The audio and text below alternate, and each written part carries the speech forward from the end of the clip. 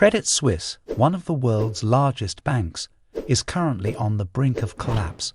This news has sent shockwaves through the global financial system, as Credit Suisse is one of only 30 banks with a global systemically important bank rating. This means that the bank is connected to countless other financial institutions, and its collapse could have catastrophic consequences. The current crisis at Credit Suisse stems from its exposure to the troubled hedge fund Archegos Capital Management, which recently collapsed after making a series of bad bets on certain stocks. Credit Suisse was one of several banks that provided financing to Archegos, and it now faces billions of dollars in losses as a result of the fund's collapse. This is not the first time that Credit Suisse has found itself in trouble.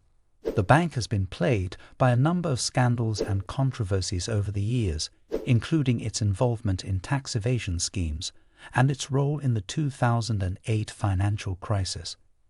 The collapse of Credit Suisse would have far-reaching consequences for the global financial system. The bank is a major player in many key financial markets, including foreign exchange, commodities, and derivatives. Its collapse would likely trigger a chain reaction of defaults and bankruptcies across the financial system, potentially leading to a global economic crisis. Furthermore, the collapse of Credit Suisse would have significant political implications as well. The bank is based in Switzerland, a country that is known for its financial stability and neutrality. The collapse of Credit Suisse would be a major blow to Switzerland's reputation as a safe haven for investors, and could lead to a loss of confidence in the country's financial system. The current crisis at Credit Suisse highlights the dangers of interconnectedness in the global financial system. The collapse of one institution can have far-reaching consequences for many other institutions, as well as for the broader economy. It also highlights the need for greater transparency and regulation in the financial sector, in order to prevent such crises from occurring in the future. In response to the crisis, Credit Suisse has taken a number of measures to shore up its finances and restore investor confidence. The bank has announced plans to raise billions of dollars in additional capital, and has also launched an internal investigation into the Archegos affair. However, it remains to be seen whether these measures will be enough to prevent a collapse. The crisis at Credit Suisse also raises questions about the broader health of the global financial system. Many analysts have warned that the system is increasingly fragile and vulnerable to shocks, and that a major crisis could be looming on the horizon.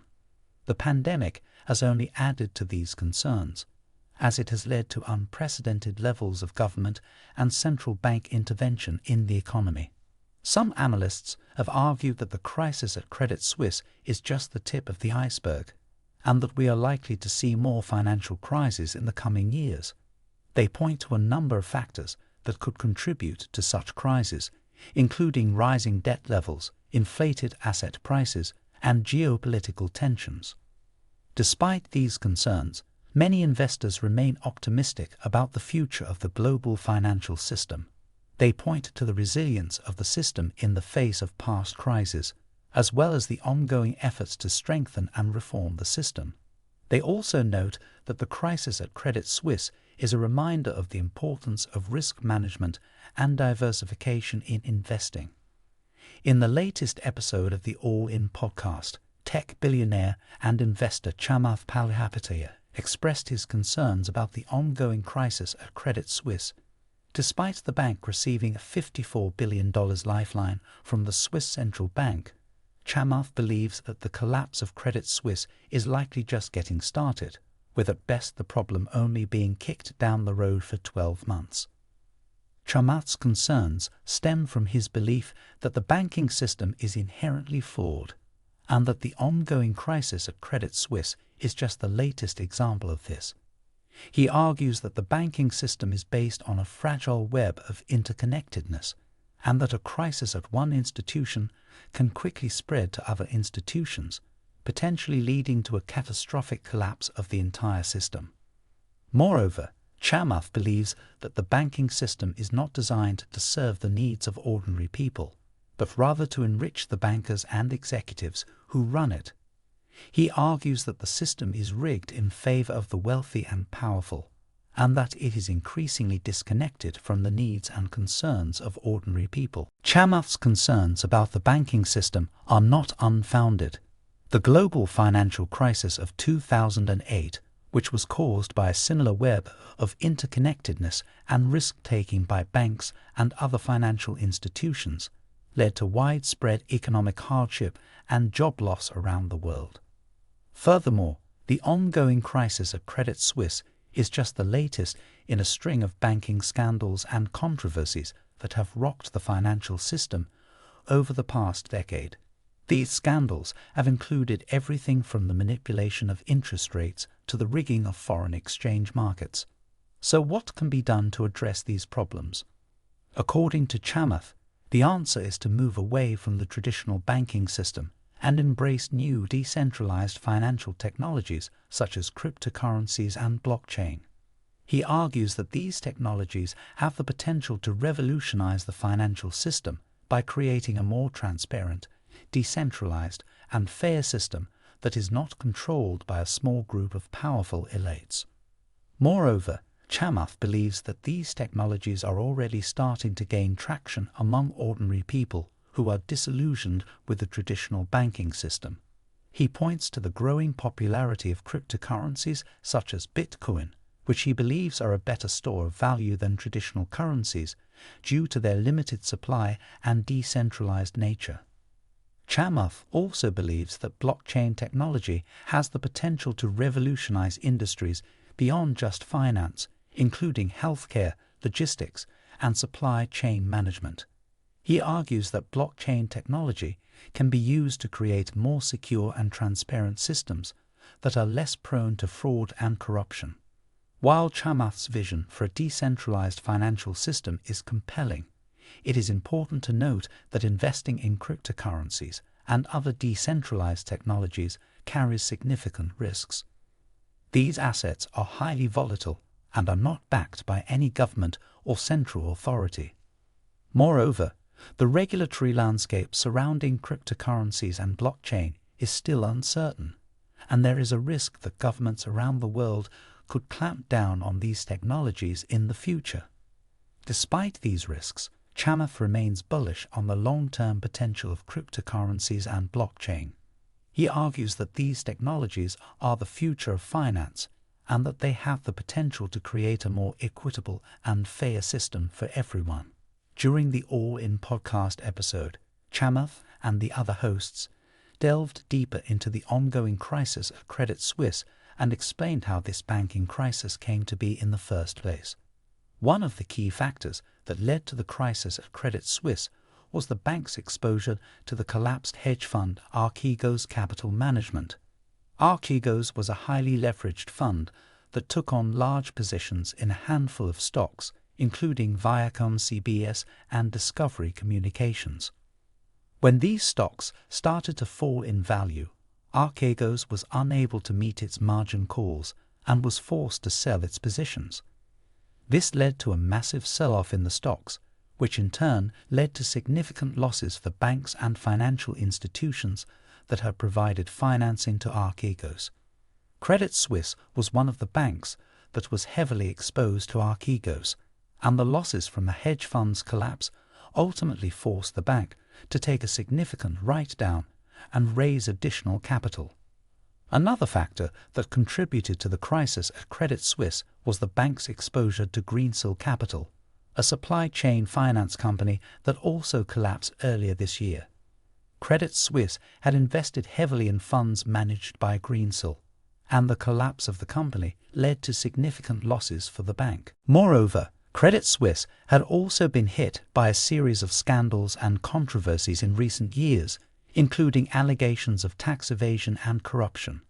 These scandals had already led to significant fines and legal costs for the bank, and they had eroded investor confidence in the institution. Given these factors, Chamath and the other hosts of the All-In podcast believe that the crisis at Credit Suisse is likely just the tip of the iceberg.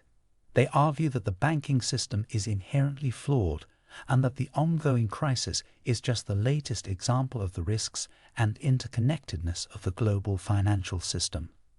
Moreover, they believe that the banking system is not designed to serve the needs of ordinary people, but rather to enrich the bankers and executives who run it.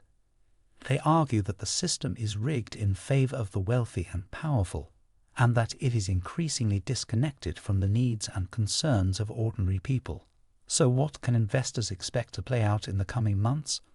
According to Chamath, the crisis at Credit Suisse is likely just the beginning, and we can expect to see more banks and financial institutions run into trouble in the coming months. Moreover, he believes that the ongoing crisis is likely to lead to increased regulatory scrutiny of the banking system, which could lead to additional fines and legal costs for banks and financial institutions.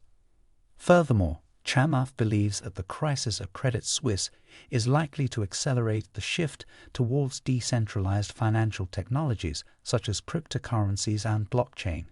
He argues that these technologies have the potential to revolutionize the financial system by creating a more transparent, decentralized, and fair system that is not controlled by a small group of powerful elites. While Chamath's vision for a decentralized financial system is compelling, it is important to note that investing in cryptocurrencies and other decentralized technologies carries significant risks. These assets are highly volatile and are not backed by any government or central authority. Moreover, the regulatory landscape surrounding cryptocurrencies and blockchain is still uncertain, and there is a risk that governments around the world could clamp down on these technologies in the future. Despite these risks, Chamath remains bullish on the long-term potential of cryptocurrencies and blockchain. He argues that these technologies are the future of finance and that they have the potential to create a more equitable and fair system for everyone. In conclusion, the crisis at Credit Suisse is a stark reminder of the risks and interconnectedness of the global financial system. While traditional banks and financial institutions have their place, there is a growing need for new decentralized technologies such as cryptocurrencies and blockchain that are more transparent, secure, and equitable. The crisis at Credit Suisse highlights the risks and flaws of the global financial system. According to Chamath Palihapitiya and the All In podcast hosts, this crisis is just the tip of the iceberg, and we can expect more financial institutions to run into trouble in the coming months. However, they believe that this crisis could also accelerate the shift towards decentralized financial technologies such as cryptocurrencies and blockchain, which have the potential to create a more transparent and equitable financial system. As always, investing in cryptocurrencies and decentralized technologies carries significant risks, and investors should approach these assets with caution and ensure they have a diversified investment strategy.